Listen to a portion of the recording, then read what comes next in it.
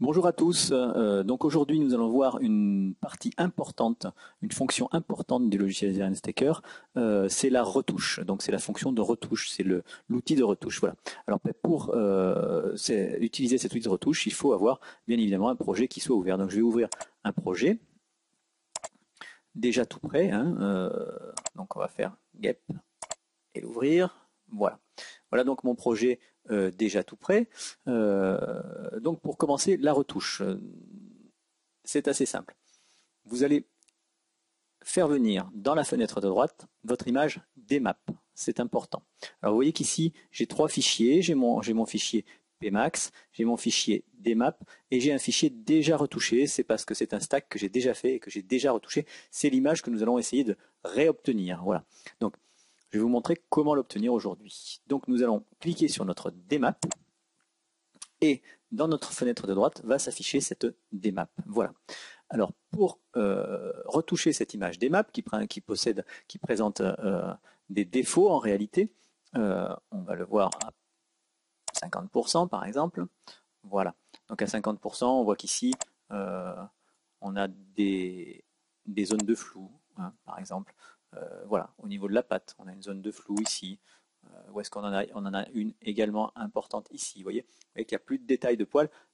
Ce sont des problèmes de superposition d'images, en fait, de gestion des différents plans. Et ça, tout ça va pouvoir se corriger avec entre la DMAP et la PMax. On voit qu'on en verra d'autres au cours de la retouche. On voit qu'ici, également, on a une perte d'information sur les poils en haut de la tête. Donc, on va voir immédiatement ici un rond noir également qui doit être retouché. Voilà. Alors, pour commencer à retoucher, on va aller dans le menu Edit. Ensuite, Start Retouching. Voilà. Donc, ça va se modifier, l'image va se modifier, et cette image qui était la DMAP vient de se modifier et passer en Current Retouch Image. C'est l'image que nous sommes en train de retoucher actuellement. Donc, c'est celle-ci qui vous sert de référence, voilà, que vous allez utiliser plus tard. L'important est de faire venir maintenant sur l'image de gauche. Voilà, j'ai mon curseur de souris ici. En haut, ce curseur de souris, avec ce curseur de souris, vous allez cliquer sur le haut de l'image, sur le bandeau bleu clair, pour qu'elle devienne active, pour que ça soit une image active. Et vous alliez importer la PMax. Maintenant que cette image, que vous l'avez rendue, cette fenêtre active, vous importez votre PMax dans cette fenêtre pour pouvoir commencer votre retouche. Voilà, donc vous avez apparition ici de l'image PMax. C'est un petit peu difficile parce que mon curseur se balade des deux côtés, donc pour moi de vous montrer précisément comment ça se présente. Voilà. Donc vous avez ici, voilà, je fais apparaître mon curseur de souris, votre image PMax, et vous avez ici votre image qui va être actuellement retouchée. Donc on va, pour cette retouche, tout simplement utiliser ce curseur comme un pinceau pour prélever l'image de la PMax aux endroits où on a besoin et la transférer sur cette DMAP sans modifier la totalité de la DMAP. Voilà. Donc on va commencer. Je vais réduire un petit peu mon cercle qui est un petit peu volumineux. Voilà. On va le réduire comme ça. Et vous allez voir que c'est assez merveilleux. C'est-à-dire que toutes ces informations qui n'existent pas à cet endroit-là, sur la DMAP, vont apparaître, existent de l'autre côté sur la PMAP et vont apparaître tout simplement d'un clic gauche et en faisant glisser votre souris en fait. Voilà. Alors on va le faire tout de suite. Voilà, je vais cliquer et je fais se déplacer mon curseur, mon pinceau, pour venir corriger ces flous et ces manques d'image à ce niveau-là. J'en ai un petit peu au niveau des poils à ce niveau-là, donc là je continue ma modification. Voilà, vous voyez que c'est très très simple. On peut passer comme ça aux endroits où on a besoin de modifier nos superpositions. On voit qu'ici, on a un défaut de superposition. Sur l'image de gauche, le contour est bien défini. Sur l'image de droite, ici, le contour est flou, même jusqu'à l'œil. Voilà. Donc on va venir ici le corriger en cliquant. Alors vous regardez toujours une ou l'autre image, de telle façon à ce que ça soit inclus dessus. Voilà. Hop. On peut faire également réduire le pinceau. Hop, et puis faire tout le contour comme ça. On va voir réapparaître certains petits détails. Voilà. Ça a été intégré. Ici, on a une zone noire qui n'a pas, ça sera difficile de le voir au niveau de sur la vidéo, mais en réalité, cette image, sur l'image de droite, n'a pas d'information dans le noir. Il est presque noir, hein, il est d'un noir un peu gris-gris, très foncé. Alors qu'ici, on a quelques informations. Donc pareil, hop, je vais retrouver mes informations en utilisant mon curseur, tout simplement, pour passer d'une image à l'autre. Voilà. Je vais faire pareil dessous. On va réagrandir notre pinceau. Voilà, pour retrouver tout simplement cette définition qui me manquait au niveau de l'œil. Oui, c'est assez surprenant. Hop. Voilà. Ici, on avait abordé cette idée de cette zone qui manquait également de définition. Hop. Voilà. Je retrouve ma définition à ce niveau-là. On peut voir, on a maintenant en 100%. Hop, je viens là. Je viens là. Vous avez maintenant, vous retrouvez des poils jusqu'au bord, hein, alors que vous ne les aviez pas avant. Voilà. On va essayer de vous montrer un petit peu ce que ça donne en 100% de l'autre côté, puisqu'il y a le même manque d'informations. Voilà. Vous avez le même manque d'informations ici, et je vais donc le retrouver. Donc je fais un clic, et je fais descendre mon curseur je balaye toutes les zones sur lesquelles j'ai besoin de retrouver les informations.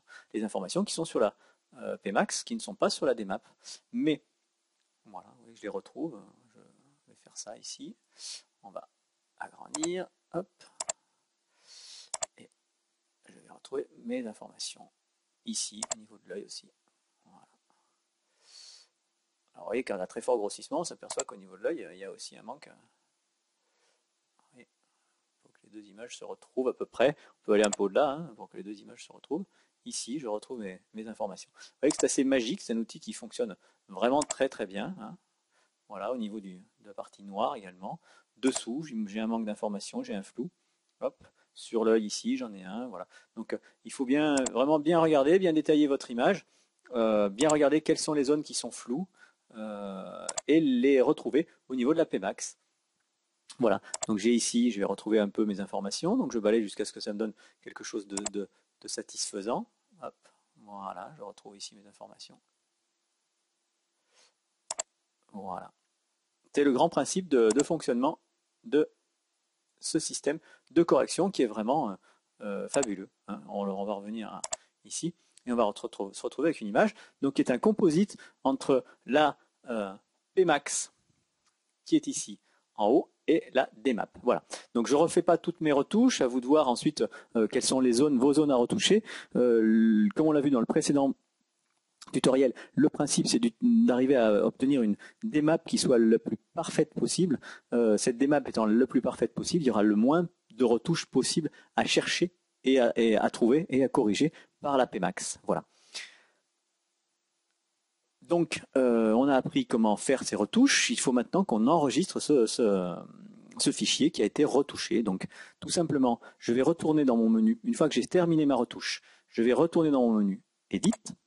Et j'ai la possibilité de faire Commit Retouching, ça veut dire faire la retouche vraiment sur l'image, hein, ou Cancel Retouching en dessous, qui est abandonner la retouche si on estime qu'elle n'est pas bonne. Voilà. Donc là, je vais faire Commit Retouching, donc le travail va se faire. Voilà, et j'ai donc apparition d'une quatrième image qui est mon image retouchée, la dernière retouche avec la date, hein, 16h03, le 10 janvier 2012, voilà, l'heure à laquelle se fait ce tutoriel par exemple. Voilà, donc cette image, on a obtenu cette image, et c'est cette image maintenant que vous allez pouvoir enregistrer tout simplement comme votre image définitive avec File, bien évidemment, et Save Output Image. Voilà, hein, ça. Save Output Image, et puis là, donc vous avez votre menu que vous connaissez déjà puisque vous l'avez déjà utilisé. Voilà. Toujours enregistré en 16 bits pour pouvoir éventuellement refaire ensuite un traitement avec le logiciel que vous souhaitez, Adobe ou Adobe Photoshop ou Lightroom. Donc vous pouvez repasser sous Lightroom, enfin bref, vous pouvez faire ce que vous voulez à ce niveau-là.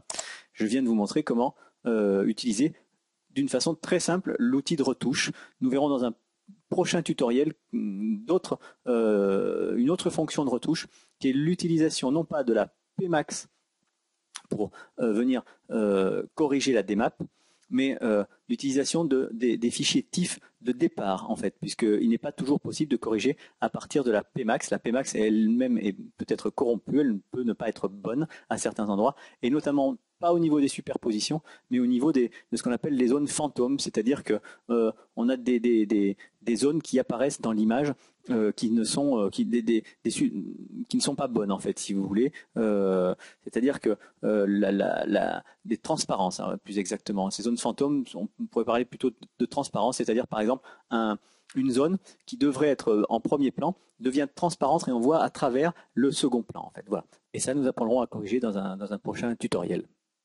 Voilà, à bientôt.